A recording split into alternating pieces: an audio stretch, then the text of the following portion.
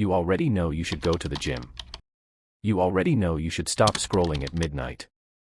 You already know the email needs to be sent, the resume needs to be updated, the hard conversation needs to happen. So why don't you do it?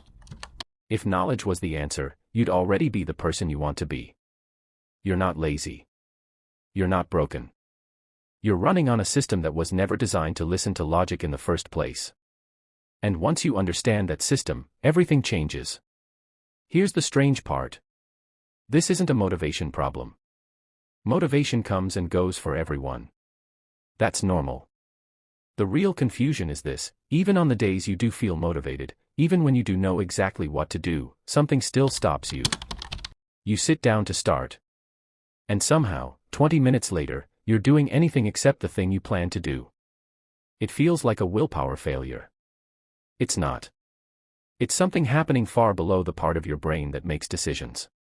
Your brain has two very different systems running at all times.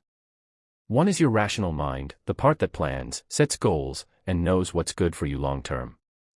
The other is your emotional brain, older, faster, and far more powerful. Its only job is to avoid discomfort right now. Not next week. Not tomorrow. Right now.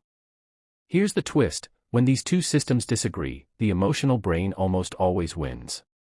Not because you're weak, because that's literally how the brain is wired to protect you from short-term pain, even at the cost of long-term gain. So when a task feels boring, uncertain, or slightly threatening to your ego, your emotional brain quietly hijacks the moment. It doesn't announce itself. It just makes the couch look more comfortable, the phone look more interesting, and, later, sound completely reasonable. You're not choosing distraction. You're escaping discomfort. And escape always feels smarter in the moment than it actually is. Think about the last time you delayed something important. Maybe it was applying for a job you actually wanted. On paper, it made sense. 10 minutes to update a resume, 5 minutes to hit send. But somewhere in your body, a quiet fear showed up. What if I get rejected? What if I'm not ready? What if it doesn't work out? That fear never used words. It just made you feel a tiny bit uneasy. And your brain, trying to protect you, offered an easy way out: you'll do it tomorrow, when you're less tired. Tomorrow came. The feeling came back. And so did the excuse. This isn't a character flaw. This is a pattern. And patterns can be interrupted. Here's the uncomfortable truth: the gap between knowing and doing isn't closed by more information. You don't need another productivity video. You don't need a stricter schedule. You already have enough knowledge to change your life 10 times over. What you actually need is a way to make the doing feel less threatening than the not doing. Because right now, without realizing it, avoidance feels safer than action.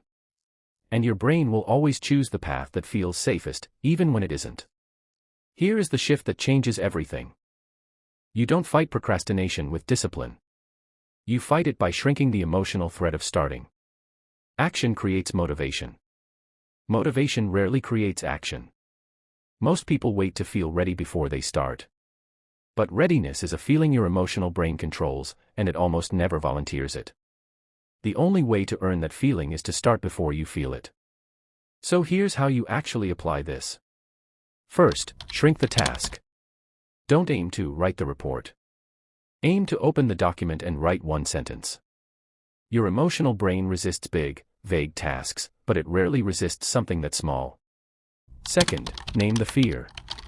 Before you avoid something, ask yourself, what am I actually afraid of right now? Rejection. Failure. Looking foolish. Naming it takes away half its power. Third, use the 2-minute rule.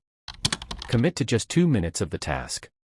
Almost every time, starting is the hardest part, and once you start, continuing becomes far easier than stopping. None of this requires more willpower. It just requires working with your brain instead of against it. You were never lazy. You were never behind.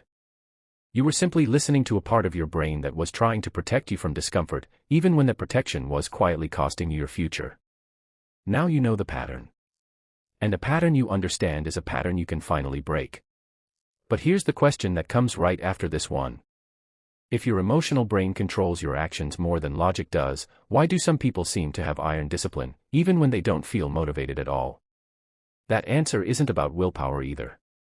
It's about a mental shortcut most disciplined people use without even realizing it. And that's exactly what we're breaking down next. If this helped you understand yourself a little better, that's exactly what the mindset icon is here for. Subscribe, and let's keep uncovering the psychology behind who you really are. Thank you for watching. See you in the next video.